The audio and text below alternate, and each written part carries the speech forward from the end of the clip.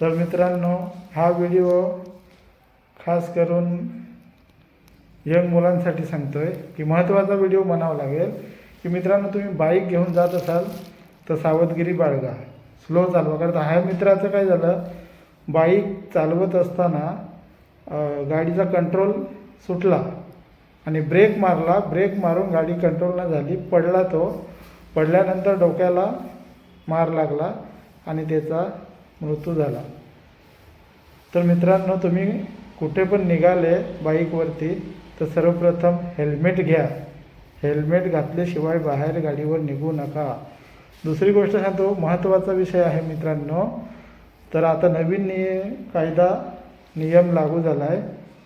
जर आपलं 18 वर्षाच्या कमी वय असेल आणि आपण एखाद्या मित्राची कोणाची पण गाडी घेऊन गेलो ना, आपल्याकडून जर गुन्हा घडला तर सर्वप्रथम जो गाडी मालक आहे त्याच्यावर गुन्हा दाखल होणार. आणि दुसरी गोष्ट, आपल्या वडिलांवरती पण गुन्हा दाखल होणार. त्याच्यामुळे मित्रांनो, काळजी घ्या. आणि तुम्हाला हात जोडून विनंती करतो की आपल्यामुळे दुसऱ्याला त्रास होता कामा नये.